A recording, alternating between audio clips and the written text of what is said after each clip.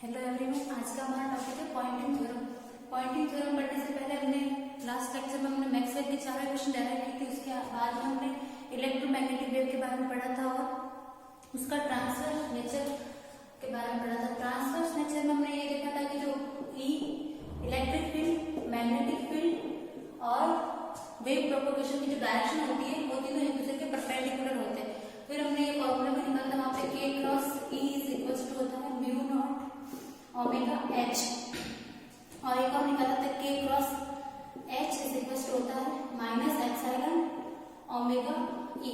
ये दोनों फॉर्मूला हमने निकाल दिए थे ट्रांसवर्स नेचर में। अब आगे का टॉपिक है हमारा पॉइंटिंग थ्योरम।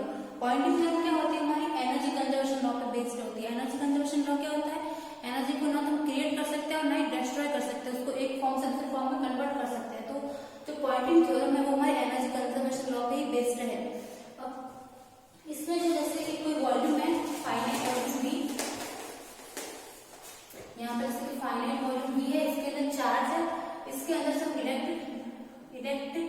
इलेक्ट्रोमैग्नेटिक वेव को अगर उसमें से गुजारते हैं तो इलेक्ट्रोमैग्नेटिक वेव अपने साथ एनर्जी, कुछ एनर्जी भी कैरी करते हैं। तो उस एनर्जी में जो डिक्रीमेंट होगा वो डिक्रीमेंट किसके इक्वल होगा? एक तो यहाँ से जो फ्लक्स बाहर जा रहा है इसके इक्वल, और एक हमारा जो चार्ज होंगे, मूविंग चार्ज मूव करेंगे तो उसको लॉरेंज फोर्स लगेगा, वो लॉरेंज फोर्स के अंदर जो वर्क होगा उसके इक्वल होगा। यानी कि जो एनर्जी यहाँ पर जो कम हो रही है वो किसी न किसी फॉर्म में कन्वर्ट हो रही है। तो यहाँ पर ये जो पॉइंटिंग थ्योरम है वो हमारी एनर्जी कंजर्वेशन लॉ पे ही बेस्ड है। तो इसके डेरिवेशन है वो डेरिवेशन करते हैं।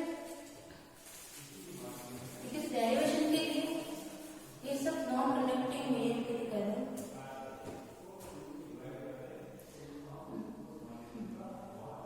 विद्युत क्षेत्र है हमारा, विद्युत क्षेत्र की जो ऊर्जा होती है वो 1/2 इंटीग्रेशन होल वॉल्यूम के लिए, यहाँ पर इंटीग्रेशन वॉल्यूम भी हो जाएगा, वो एप्सिलॉन E के स्क्वायर के इक्वल होती है।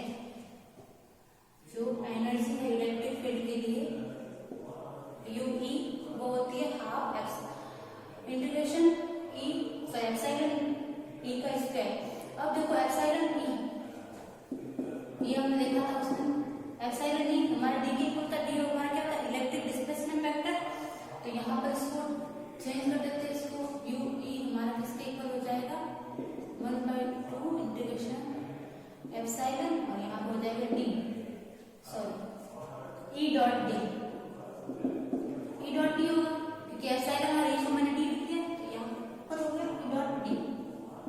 अब दूसरा ऐसा जैसे मैग्नेटिक फील्ड के लिए,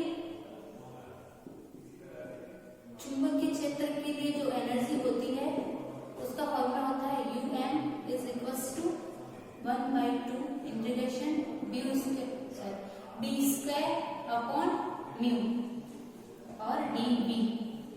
अब B हमारा क्या होता है? मैग्नेटिक फील्ड म्यू H, ये वाली वैल्यू हम इसके अंदर रखेंगे तो म्यू M की वैल्यू क्या आ जाएगी? 1/2 इंटीग्रेशन B, यहाँ पे B की जगह हम लिखेंगे म्यू H, तो हमारे पास रह जाएगा एक म्यू से एक म्यू कैंसिल हो जाएगा, B H dot B dV। अब इस इलेक्ट्रोमैग्नेटिक वेव की टोटल एनर्जी किसके इक्वल हो जाएगी? दोनों एनर्जी के सम के बराबर। UEM इज इक्वल टू हो जाएगा UE प्लस UM। इसको हम ऐड कर देते हैं दोनों को, 1/2 इंटीग्रेशन, यहाँ पे हो गया आपका E dot D dV plus half H dot B dV। ये हमारी टोटल इलेक्ट्रोमैग्नेटिक वेव की एनर्जी हो गई। अब हमें आगे देखो, यहाँ पे मैक्सवेल की चारों इक्वेशन, मैक्सवेल की इक्वेशन क्या थी?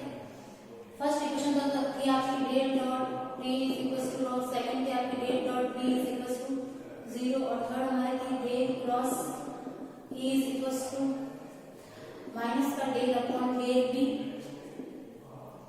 सॉरी T, और यहाँ पे B। फिर इसको हम ऐसे भी लिख सकते हैं डेल क्रॉस E को माइनस का म्यू, यहाँ पे डेल अपॉन डेल T और H। और फोर्थ इक्वेशन भी del cross H is equal to होता है हमारा J plus J plus del D upon del T. ये चारों मैक्सवेल की इक्वेशन हमने पहले डेराइव कर रखी है, तो यहाँ पर हम दो मैक्सवेल इक्वेशन को यूज करेंगे, थर्ड और फोर्थ को। ठीक, यहाँ पर थर्ड और फोर्थ इक्वेशन से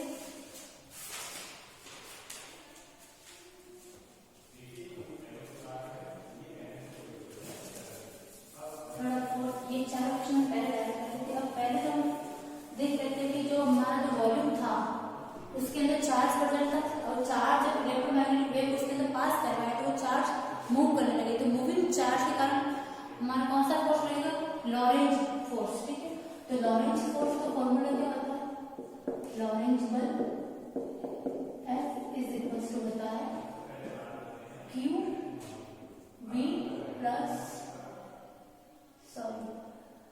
E plus V cross V। अब देखो कुल कार्य अगर वर्क को देखें W तो वो क्या होता है F डॉट S। अगर इसका डिफरेंशिएशन करें टाइम के रिस्पेक्ट में हो गया तो del W upon del T is equal to हो जाएगा, इसको डेल W यहाँ पे हो जाएगा F dot del S upon del T। Del S upon del T हमारा क्या हो जाएगा V del W upon del T is equal to हो जाएगा F डॉट V। अब यहाँ पर हम F की वैल्यू रख देंगे, यहाँ जो हमने क्वेश्चन फर्स्ट में F की वैल्यू निकाली है उसके अंदर रख देंगे, तो del W upon del T इसके इक्वल हो जाएगा Q V E plus Q V dot V cross B। ठीक है, अब यहाँ पर जो V dot V cross B इसकी वैल्यू कितनी हो जाएगी, जीरो। जीरो क्यों होगी, क्योंकि किसी भी जो वेक्टर क्वांटिटी का अगर कर्ल निकालना है उस कर्ल का अगर डाइवर्जेंस निकालते हैं हमेशा जीरो के इक्वल ही होता है, कर्ल का डाइवर्जेंस हमेशा जीरो के इक्वल होता है। तो यहाँ पर ये आ गया जीरो, ये वैल्यू हमारी जीरो होगी तो del W upon del T किसके इक्वल हो गया, Q V और E के इक्वल। इसको दे देते हैं इक्वेशन सेकंड। अब हमें पता है कि किसी यूनिट वॉल्यूम के अंदर अगर Ni चार्ज है प्रेजेंट है तो करंट डेंसिटी है उसका एक फॉर्मूला होता है J is equals to N Q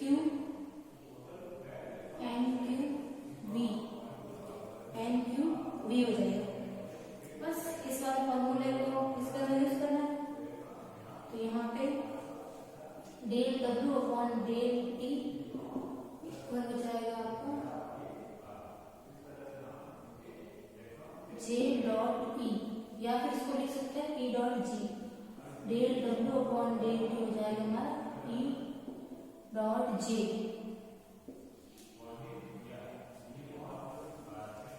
यहाँ तक करने के बाद इसको दे देते हैं क्वेश्चन नंबर थर्ड। अब क्या है कि जो टर्म थी हमारे पास E डॉट D और H डॉट B, इसको भी हम थोड़ा सॉल्व करके कुछ टर्म बना के इसको सॉल्व करके लाएंगे वैल्यू, तो उसको किस तरीके से करना है इक्वेशन। अब हम करेंगे मैक्सवेल इक्वेशन, मैक्सवेल की थर्ड इक्वेशन और फोर्थ इक्वेशन। तो यहाँ पे लिख लो from Maxwell third and fourth equation. Third equation में क्या है, del cross E is equals to minus का म्यू डेल H, ये थी। और फोर्थ इक्वेशन है हमारी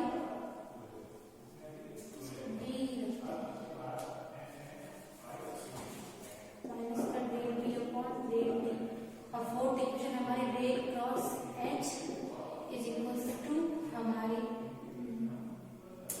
J plus del D upon del T। इस D को हम लिख सकते हैं एप्सिलॉन E से, तो यहाँ पर हो जाएगा del cross E is equals to J plus epsilon del E upon del T। D is equals to epsilon E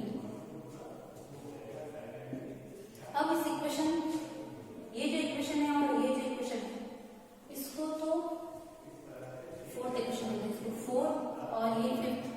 fourth equation को तो एच के साथ डॉट प्रोडक्ट करेंगे और जो फिफ्थ इक्वेशन है उसको ई के साथ डॉट प्रोडक्ट करेंगे, फिर उन दोनों को माइनस कर देंगे, दोनों को घटा देंगे। तो लिखना इक्वेशन फोर्थ को एच के साथ डॉट प्रोडक्ट करने पर तो क्या बनेगा, एच डेल क्रॉस ई।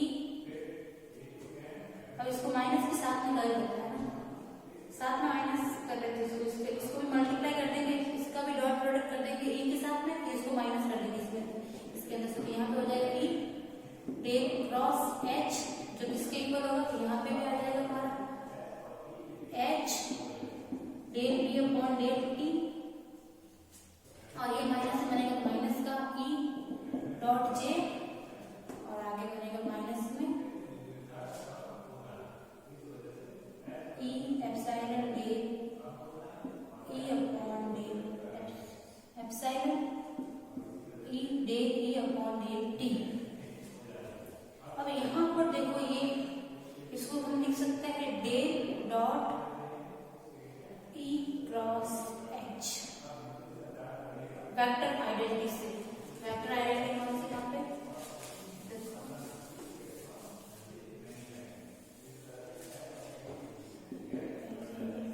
H D upon T minus का ई डॉट जे माइनस का एप्सिलॉन ई अपॉन यहाँ पे डी।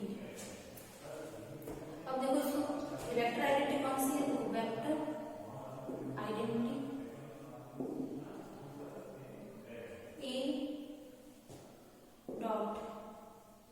ए डॉट अगर बी क्रॉस सी है तो उसको कैसे लिख सकते हैं, C dot A cross B minus B और ए क्रॉस सी। इस वेक्टर आइडेंटिटी को यूज करके यहाँ पर मैंने del dot E cross H लिखा है। अब इसको माइनस ई डॉट जे की वैल्यू निकाल लेते हैं, इसको सेट कर लेते हैं।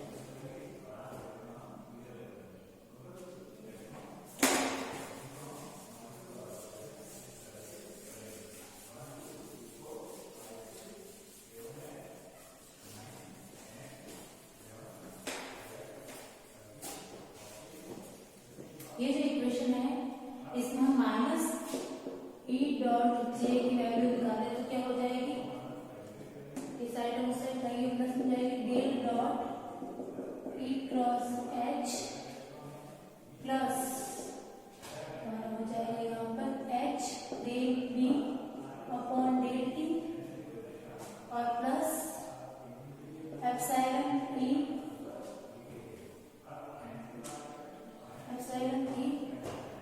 Del E upon del T. इसको डी, अब इसको इन दोनों को सॉल्व करते हैं थोड़ा सा, ताकि ये जो टर्म थी ना, पहले हमारी इक्वेशन थी वहां पर 1/2 ई डॉट डी था और यहाँ पर 1/2 एच डॉट डी था, उस टर्म में उस फॉर्म में डालेंगे ताकि हम उसको फिर म्यू ई एम से कर देंगे।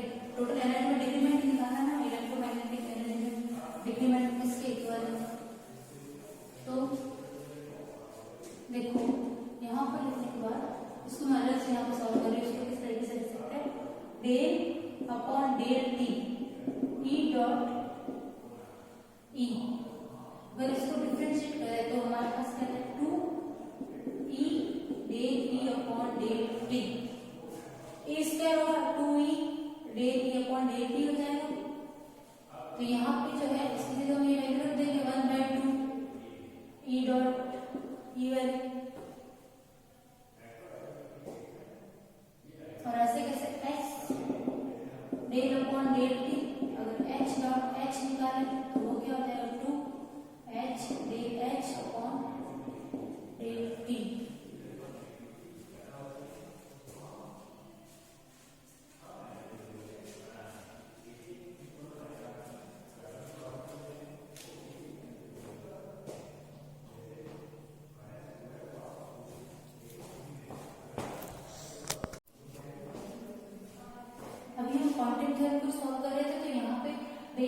Del B upon del T को हम क्या लिख सकते हैं, एच डॉट बी की जगह लिखते हैं म्यू एच, म्यू को बाहर ले लेते हैं, H del B upon del T is equals to mu H del H upon del T. अब यहाँ पे del H upon del T की जगह क्या लिख सकते हैं, डेल एच डॉट एच, अगर इसका हम डिफरेंशिएशन करें तो किसके इक्वल आएगा, two H del H upon del T. यहाँ से del H upon del T की वैल्यू क्या आ जाएगी, 1/2 del upon del T H dot H. ये वाली वैल्यू यहाँ पर रखेंगे हम, del T upon del T यहाँ पर हो जाएगा mu H H del H upon del T, इस पूरी की वैल्यू आ जाएगी 1/2 del by del T H dot H. अब म्यू को अंदर ले जाते हैं तो यहाँ पर हो जाएगा 1/2 डेल बाय डेल टी और यहाँ पर हो जाएगा एच डॉट बी। और इसी तरह से यहाँ पर भी अगर ई में देखें तो यहाँ पर भी इसमें वैल्यू रखोगे तो यहाँ पर आ जाएगा ई डॉट डी, तो माइनस का ई डॉट जे इक्वल हो गया हमारा del dot E cross H plus इसकी जगह हम रखेंगे ये वाला 1/2 del by del T H dot B. और ऐसे कैसे यहाँ पे हम ये वाली E del E upon del T की जगह ये रखेंगे तो यहाँ पर एप्सिलॉन और ई को डी के इक्वल रख देंगे तो यहाँ पे क्या आ जाएगा 1/2 del by del T E dot D. अब जो ये वाली टर्म बन रही है वो टोटल इलेक्ट्रोमैग्नेटिक जो एनर्जी थी उसके इक्वल था, इसको पूरे वॉल्यूम के लिए निकाला तो इसका वॉल्यूम इंटीग्रेशन कर देंगे यहाँ पे,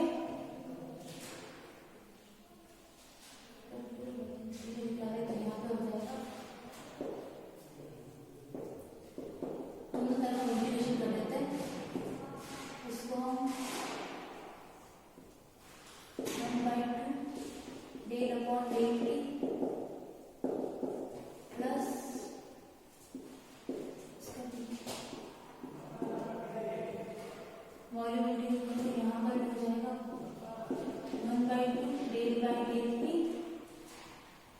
ई डॉट डी प्लस यहाँ पे हो जाएगा del dot E cross H और डी।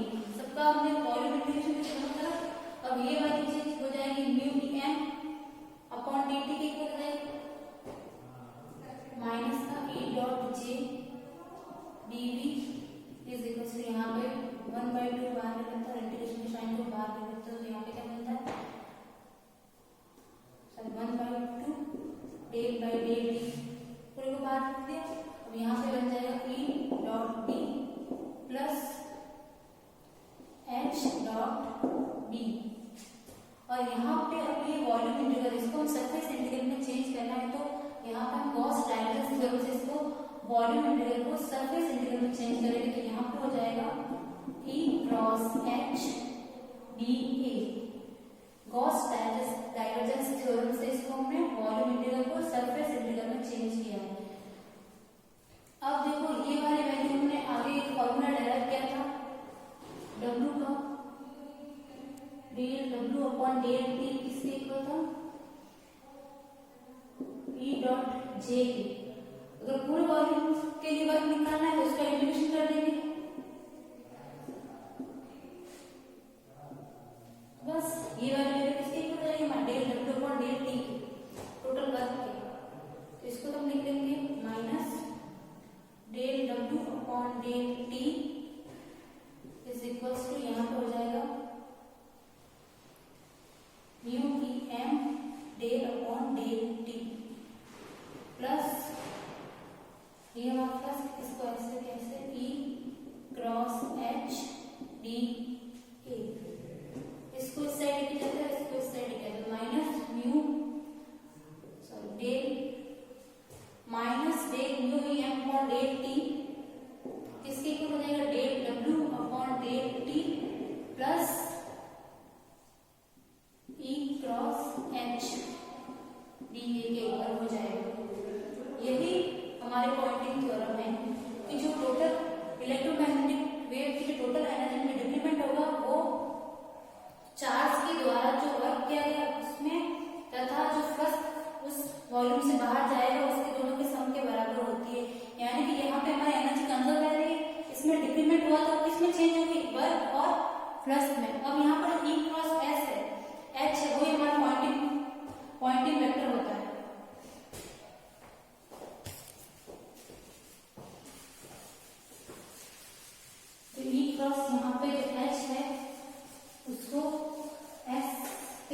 होता है वही हमारा पॉइंटिंग वेक्टर है। यहाँ पे देखो point P cross H is equal to S और ये हमारा है पॉइंटिंग वेक्टर।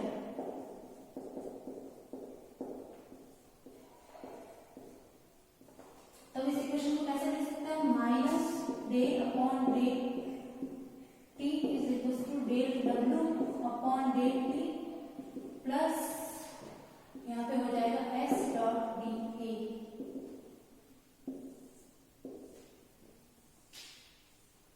ये हमारे पॉइंटिंग थ्योरम। अब इसके आगे हम पॉइंटिंग वेक्टर की वैल्यू निकालेंगे।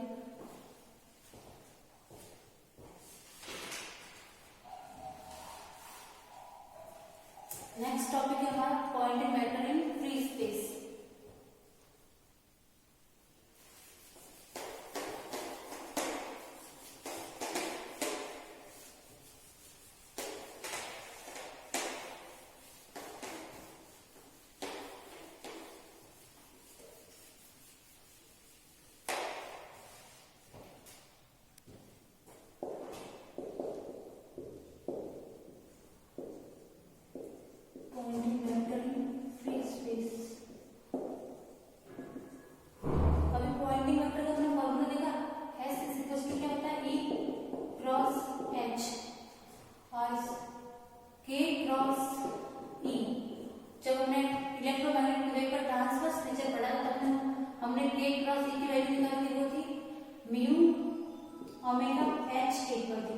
अब H की वैल्यू निकालनी है तो हम क्या लिखेंगे, K cross E upon mu omega. अब वापस यहाँ पर K की वैल्यू रखेंगे। K हमारा क्या है, वेव प्रोपगेशन कांस्टेंट है, तो K की वैल्यू होती है 2 पाई अपॉन लैम्डा और यहाँ पर n कैप डायरेक्शन में शो कर रहा है कि वेव किस डायरेक्शन में प्रोपगेट हो रही है। और इसको ऊपर नीचे हम न्यू से मल्टीप्लाई कर दे 2 pi nu upon lambda new यहाँ पे n कैप, तो 2 पाई न्यू किसके इक्वल हो जाएगा, ओमेगा के, और ये हो जाएगा c के इक्वल, तो k हमारा हो जाएगा 2 omega upon c n cap. ये वाली वैल्यू यहाँ पर रख सकते हैं, यहाँ पर h इज इक्वल हो जाएगा k की value omega upon c n cap cross e, और यहाँ पे अपॉन में है म्यू ओमेगा, ओमेगा से ओमेगा कैंसिल हो गया और म्यू c को 1 अपॉन म्यू c और यहाँ पर हो जाएगा n क्रॉस h की वैल्यू आ गई। अब हमें पॉइंटिंग वेक्टर की वैल्यू निकालनी है, तो e क्रॉस h लिखा हुआ है, यहाँ पर h की वैल्यू पुट कर देंगे और हमारा पॉइंटिंग वेक्टर हो जाएगा s is equal to e, यहाँ पर वापस क्रॉस में 1 अपॉन म्यू c n के cross e, 1 upon mu c को बाहर ले लेते हैं और यहाँ पे e cross n cap cross e। यहाँ पर हम वापस वेक्टर आइडेंटिटी लगाएंगे, उसको सॉल्व करेंगे। e डॉट e, एक तो बनेगा e डॉट e और ब्रैकेट n कैप, और एक बनेगा e dot n cap e। फिर e डॉट n कैप की जो वैल्यू होगी वो 0 हो जाएगी, क्योंकि जो इलेक्ट्रोमैग्नेटिक वेव है और जो n कैप हमारा क्या है, वेव प्रोपगेशन की डायरेक्शन को बता रहा है, दोनों एक दूसरे के परपेंडिकुलर होते हैं, और परपेंडिकुलर डॉट करोगे तो किस तरीके से होता है, e n cos theta, theta की वैल्यू अगर 90 रखेंगे तो इसकी वैल्यू क्या आ जाएगी 0, तो यहाँ पर s इज इक्वल टू जाएगा 1 upon mu c e dot e और n कैप।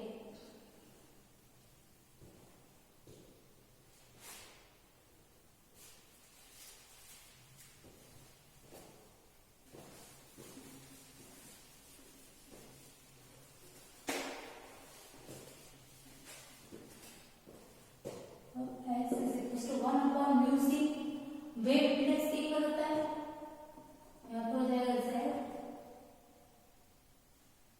1 upon z और यहाँ पे